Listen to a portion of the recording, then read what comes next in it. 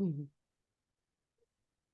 Hello, all of you, artisans, co-creators, wonderful people who look out for the environment, our creative provenance. Thank you for listening to me. I'm very humbled to be part of AGAATI Foundation keynote speech. This is the second time I'm doing it, and I feel extremely privileged to be able to address you. And a little shout out to Saloni, my sister, for facilitating this, being the founder of this exemplary initiative. Today, my topic is craftivism, the humanity of creativity.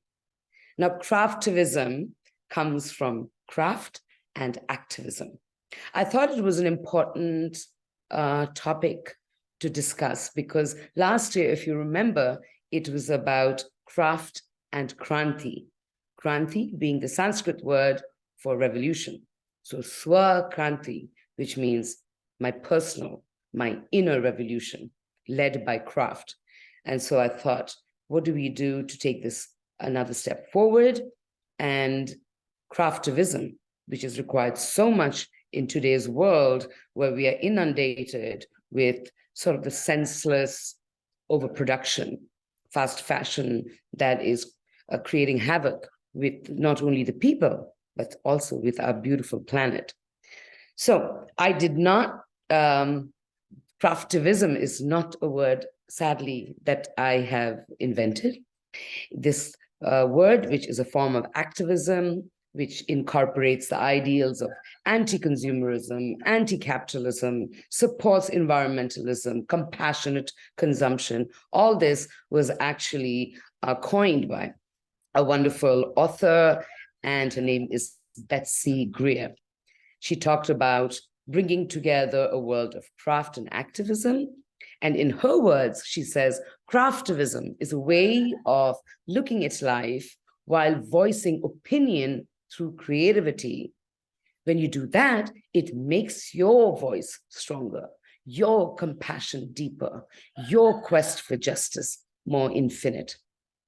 Today, it's a worldwide movement, and I think we need to be part of it in order for us to be better elevated selves and to understand the value of the higher good. Now, when I say higher good, that brings us to humanity. Higher good implies a sense of ethics, and by extension, a need to weave altruism in the creative space. Now, why is activism and altruism so important in craft? First of all, as we all know, as you artisans of the world know, co-creators of the world know, the importance of craft is always because it's grassroots. You know, one of my teachers, she doesn't know me, but she is my environmental guru, and you all must already know her, Bandana Shiva. You know, she talks about creating living systems that evolve through self-organization, which means that everything is ground up. You know, in this corporatized world we live in, we've been told it's a pyramid structure where the 1% at the top rule the rest. And here we are saying the opposite. We are grassroots. Craft is grassroots, and it goes from the ground to the skies above. And in fact, Vandana Shiva herself says, you know, a tree doesn't grow from the leaves, they grow from the roots. So therefore, craft is incredibly important in understanding how are we connected to the world that we live in, to the physical environment that we live in. Are we grounded? Are we creatures of this earth, of Mother Earth? So I think that is a fundamental truth about craft that I love. There's seldom that we find craft emerging out of a factory. They may replicate it in a factory, but craft has provenance, heritage, ancestors.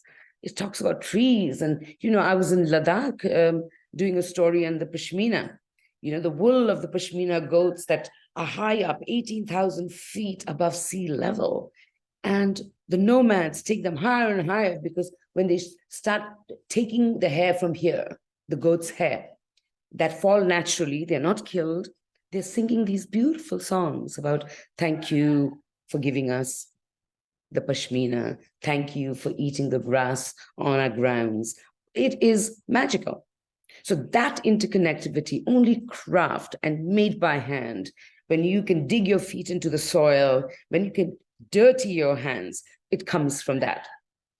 I think, we don't have to look further. I'm from India. I'm Nepali by provenance, but I grew up in India, and I'm so grateful because we grew up with incredible philosophies that came from Buddhism and Hinduism, and even before that, Vedanta, the Vedic studies, and of course, the Christianity and Judaism and Islam. Such beautiful philosophies surrounded us. And I keep going back to understanding where we can learn about craft, creativity, humanity, compassion from old wisdom, because they already exist.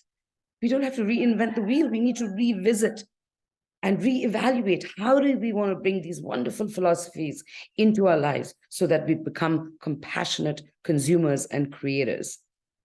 So we don't have to look far, because we had Mahatma Gandhi, who as a singular person, a single human soul, marched the length and breadth of the country in the quest for truth that encompassed political truth, social truth, economic truth, and also, while doing that, preaching about ahimsa or nonviolence, which were the foundations of Gandhian economics. So it's very important that we keep associating this, the ideas of ahimsa, to the craft ideology. That is fundamentally what differentiates beautiful handmade crafts from different cultures of the world to what is made in factories, which are made by people who've been deemed faceless and invisible. So it is imperative that we use this kind of deep wisdom. We have to revisit them, because we can't keep saying economic activity like we are machines. We are doing work, fulfilling work, because it's part of our spiritual growth. So, I love Gandhiji for making alive wonderful political, social movements that can be applied today. Swadeshi, Swadeshi. And given that you're artisans and co-creators in so many different parts of the world, Swadeshi means that you are creating from your own country. You're creating from your own culture. You're creating from your own heritage. So the beauty in this diversity is extraordinary. That should be celebrated, not homogenized, not made into one blob of nothingness. I think it's wonderful to know what is the Mexican provenance, what is the Indian provenance, what is the Nepalese, what is the Bhutanese, what is Swedish, what is, we can go on and on. That diversity is so important. If anything, the only thing that should be common is our humanity. So we need to be clear that Swadeshi is an upholding of craft cultures that have difference, which are celebrated. And so we need to revisit these wonderful Gandhian ideologies. On another note, so Swadeshi is also about dignity of work, not labor. I'm going to talk about this a little later, but the idea that human force have become labor force is because we have lost touch with the sacredness of work. And I think when we revisit old philosophies, whether it comes from Buddhism, it comes from great leaders like Dr. Martin Luther King, Gandhiji, E.F. Schumacher, who I'm going to talk a little later about, Tolstoy. It is important to remind yourselves, you who are in the forefront of the craft industry, that you're supported by the wisdom of the past. And so with Gandhiji, whatever he says or said so many years back about the mechanization of work, about the overt hyper-industrialization that takes away the dignity of labor, that makes human beings not in touch with made by hand. You don't value storytelling. You are living in a world which is about assembly line production, factory work, labor force, urbanization that kills the soul. You, the craftspeople of the world, have to hold a torch. Revisit these wonderful philosophies in your own cultures and come up with philosophies that will lead you and guide you, and share it with the world, because we need your voice. And that is part of your activism. And when you do that, it means that you are allowing human beings to have this kind of trusteeship of what we do, what we create, where we live. Not in terms of boundaries, but that we are in a universe occupying this beautiful little blue dot that is the earth, and that we are all interconnected. Gandhi used the word sarvodaya, which is goodwill and happiness for all. That it is not that we are trustees of this world that we live in, that it should not be pillaged just by the capitalists and the rich. We all have ownership, sarvodaya. I think Gandhiji always said that a country can only be developed if we can develop from the villages. So I think that is very important for craft, to understand that what we create, all these beautiful handmade, and I saw all the beautiful products that have been made because I'm part of the jury. They all have a story. It goes back in time. It talks about mothers and fathers and grandparents. It talks about your ancestry. You know, it is like your totem pole of creativity. And that has to be valued, because we have to understand there is great joy in this rural provenance of creativity. That brings in the humanity to creativity. You know, Alan Watts is an amazing philosopher whom I adore and I'm very inspired by, and he popularized the teachings, the Zen teachings, to the Western world. And in an essay titled Wealth versus Money, he explores a tendency to confuse money and wealth, not recognizing the differences of the two. If you don't recognize the difference between the two, that is wealth and money, he calls it the peculiar and perhaps the fatal fallacy of civilization. I mean, of course, no one expects to do business where there is no profit. We do deserve to make profit and live happy lives.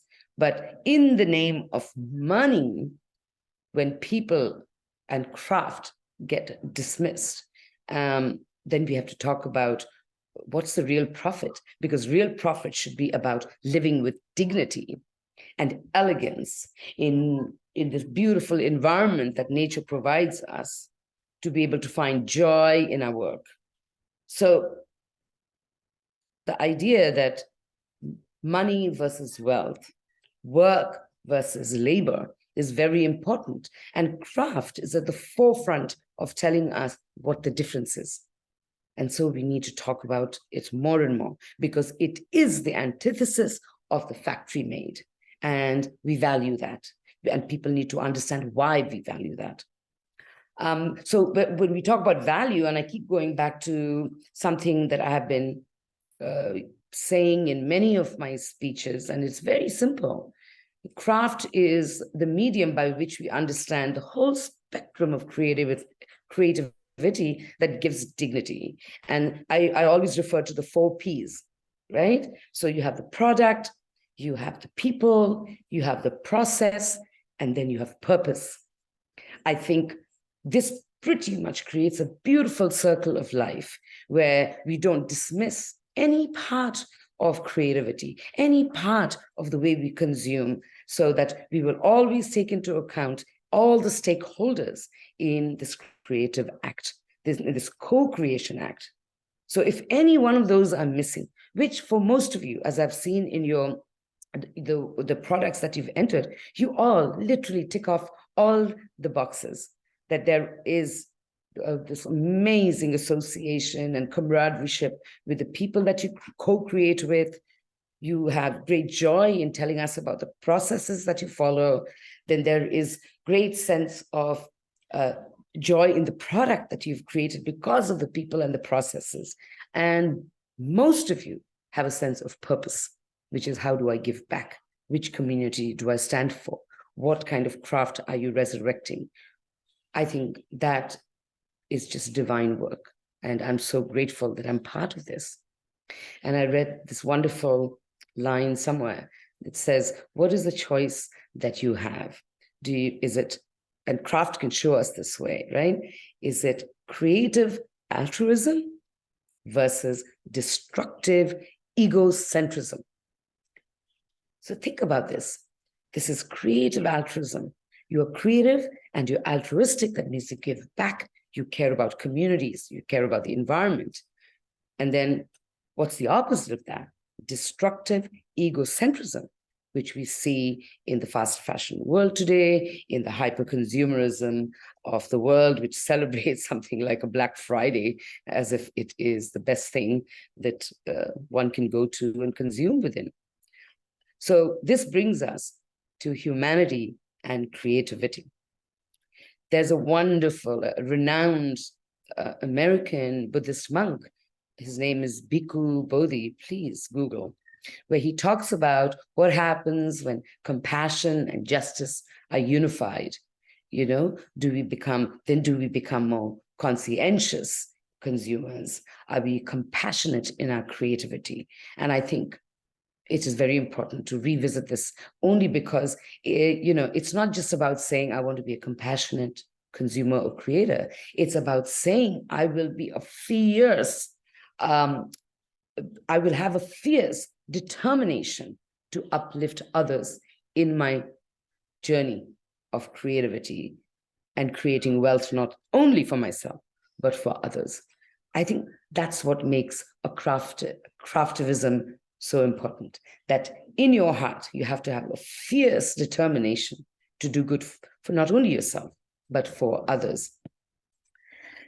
And if I can quote from what this wonderful monk, Bhikkhu Bodhi, has said, the major threat that I see today, he says, lies in the ascendancy of a purely utilitarian worldview, driven by a ruthless economic system that rates everything in terms of monetary value and sees everything as nothing more than a source of financial profit. Thus, under this mode of thinking, the environment turns into a pool of natural resources to be extracted and turned into profit. And this hurts me personally. I read somewhere else that, the story of humanity is a story of excavation. We have excavated the earth over and over again. We've pillaged the earth, the natural resources that Bhikkhu speaks about, as if we are the only ones, we are the only species that are here, and that other sentient beings don't matter. And I find that hurtful, this whole line about us human beings excavating. It's a violent act on nature. And we don't want any kind of creativity that hurts the environment in this way. So when products become bigger than people, process, and the environment that we are in, living within, is that product important? Is it worth having? In my very, very humble opinion, I don't think so. So I think it's important that we start having this sort of a conversation within ourselves as creators, as consumers, this inner conversion, that we differentiate between desire and greed. And this greed that leads to pilfering and sabotaging the people and the planet that we live in. In fact, there's a wonderful way he explains it. He says the birds of change need wings to rise up and fly. One wing is like a moral compass, and the other wing is a commitment to action. This moral awareness and the empowerment that comes from action, I think that is what leads to compassionate, kind creativity, and craft can show us that humanity. And, you know, this kind of humanity, like, we have to keep in mind the practicality of this kind of humanity comes from recognizing that you're not the only one in this creative spectrum. And because craftspeople are so entrenched in the culture, I am going to take the 3 C's, which are propagated by Cultural Intellectual Property Rights Initiative, that's been founded by my dear friend, Monica Mosin. And she made it very clear and I repeat this again and again in all my talks. So I'm going to do this again. So please bear with me. She talks about the 3 Ps. If you're going into a culture to create, then you have to have consent, you have to give credit, and you have to give compensation. If these 3 C's are not met, then it's an unequal environment. It is a power haggling creative environment that does disservice and creates an imbalance.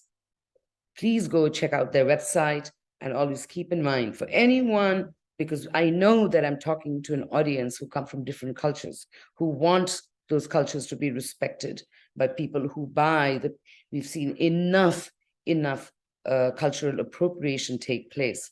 So just follow these 3 C's: consent, credit, compensation. And I think this is something that we have to ask ourselves frequently. And Gandhi himself said, if you don't ask these real questions to ourselves every day, hold ourselves responsible and accountable, then there's a beautiful quote. He says, when the real enemy is within, why fight an external war? So change has to come from within. I mean, no one has shown better than Mahatma Gandhi that the power of individual will is all-surpassing, that we should not undermine what all the wonderful work that individually all the craftspeople are doing all over the world, but also to honor the kind of community that they work within, that nothing is in isolation. And so this is the grassroots humanity of craft that I absolutely admire, and I'm grateful for that. So this brings me to, we talk about humanity, that brings us to morality, and so it brings, by progression of thought, to ethical leadership. You know, I've grown up in India, I'm Nepali, so as I told you, like, to be growing up with all kinds of philosophies was a very natural part of my coming into my own. And words like karma and dharma, as you must be so familiar with too, have been very much part of my ideology, in fact, my everyday life. And I love using the ideals of karma and dharma when it comes to ethical leadership, because we do talk about free will.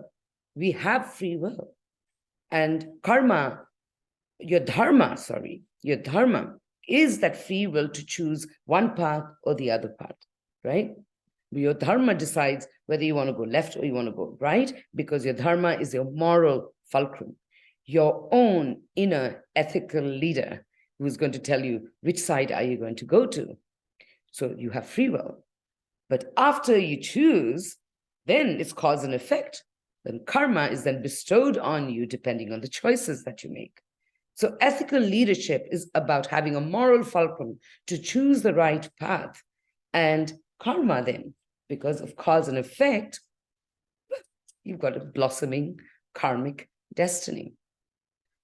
I love talking about this when I talk about creativity, work, because this interconnectedness between philosophy, sustainability, creativity, spirituality is what I truly believe is going to change the way we look at our world.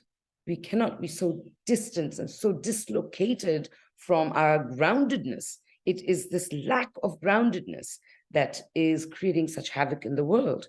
And which other industry can teach us more about groundedness than craft, than the artisans who are scattered all over the world in the most amazing, amazing cultures of the world? And then add to that what happens when we believe in a world of craft and humanity? Then we enter the world of eco-spirituality. Eco-spirituality is based on the fundamental belief in the sacredness of Mother Earth. And whatever your god or goddesses, it doesn't matter. You can say the divine spirit, you can say, the quantum energy, you can say Brahma. It doesn't matter in which way you express this kind of divine energy that governs us, that keeps this beautiful earth alive, nourished and nurtured. It all comes, we need to acknowledge this idea of eco-spirituality. That, the three fundamental entities, the individual, the world, the creator, that we are all entwined, that we're inseparable, that we are aligned with each other, even though we're independent in our creativity. There's a beautiful, beautiful, I think I've said this in my last speech in the same forum, but Thich Nhat Hanh, the incredible Vietnamese monk who was, recommended by Dr. Martin Luther King for the Nobel Peace Prize, he has a beautiful analogy. He just takes, let me show you. He just says, everyone take a white piece of paper and stare into it. He says, if you're poetic, you're going to see clouds rolling on that piece of white sheet. And, you see the clouds, and then you see the rain falling. If the clouds weren't there, the rain wouldn't be falling. If the rain didn't fall on the forest, there would be no wood. If there was no wood, there would be no human being, no lumberjack who's going to cut the tree and turn it into the paper that you look at and write your ideas and think of creative world around you. So he said the entire cosmic story is in this one piece of white paper. That is eco-spirituality. That is the kind of interconnectedness which I think it gives me goosebumps every time I talk about it. Just to talk a little bit about this kind of eco-spirituality, I'm literally a student of sustainability and spirituality. So whatever I'm telling you is what I'm learning, and I'm not like the wonderful activists who've been doing phenomenal work for 30 years, 40 years. I am a student. So I hope if I transgress anything, or if I've made some mistakes in the way I interpret philosophies, you must forgive me. So I think I've again talked about this, but I have to say it again. The beautiful book that everyone should read, Small is Beautiful, because craft is led by small communities of people who collaborate, who do specific projects that align themselves to what's happening in the environment with the people there. So E.F. Schumacher, the German economist, wrote this wonderful book, Small is Beautiful, Economics as if People Matter. As if people matter, like, it's wonderful, right? Not just profit, not just the financial steam or the size of a corporation. Economics as if people matter. I think that is so profound. And in that, there's a seminal essay called Buddhist Economy.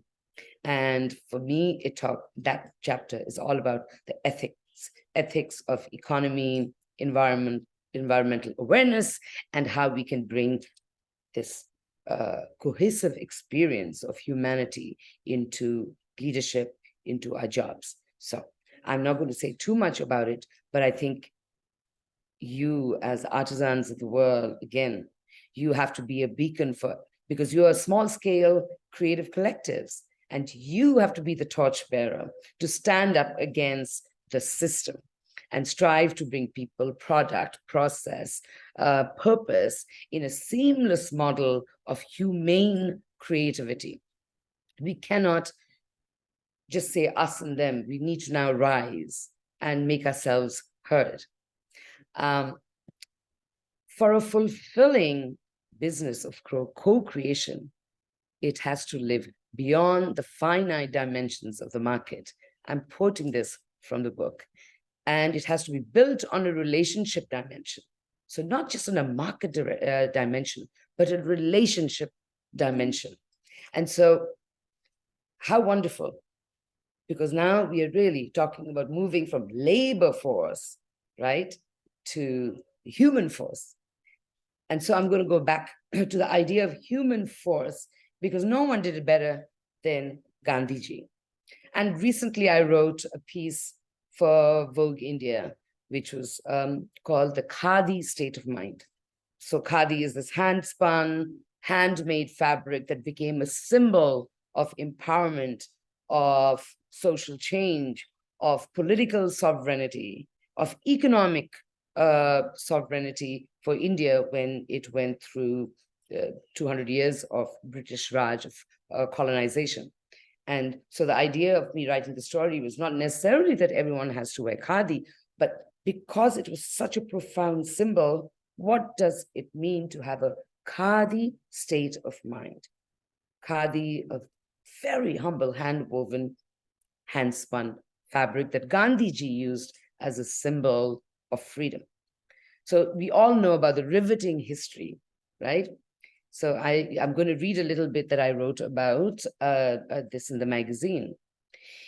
The khadi state of mind can teach us to lead a deliberate life, a life of creativity that, like the Sangam of the sacred rivers of Ganga, Jamuna, and the mythical Saraswati, there's a confluence of head, heart, and hands. To live a deliberate life is to be acutely aware of actions instead of acting automatically. It is to recognize the potential of everyday trade to change lives for the better. It is to upstage the bourgeois notions of creativity that still entrust ideas of beauty, aesthetics, acceptability as the domain of the Western world. When we, the ancient, the indigenous, have unparalleled narratives of age-old crafts. These are symbols of our shared culture and humanity, made possible by millions of people who have been invisible for a long time. And now we need to make them visible. If Gandhi was alive today, he would have been very much into the millennials and the Gen Zs walking on the streets. By the way, Gandhi influenced everyone from Dr. Martin Luther King's protests to present day Extinction Rebellion. It is this khadi state of mind where people are in the civil disobedience that happened, an act of protest and being activist from within. We see it everywhere today. And you can see that the genesis of it all comes from the most humbling ethos and ethics of Gandhiji. And so this is, for me, asking you, it is like a little beacon, a foghorn telling you that you need to be an activist. You need to be a craftivist. And you need to show us the way. So here is a Gandhian call. It is a Gandhian call for Sarvodaya. It is a Gandhian call for the welfare for all. It is a Gandhian call for eco-consciousness and an economy and creativity of kindness. As Gandhi said, there is no beauty in the finest cloth if it makes hunger and unhappiness. So we need to create with eco-consciousness. Thank you very much.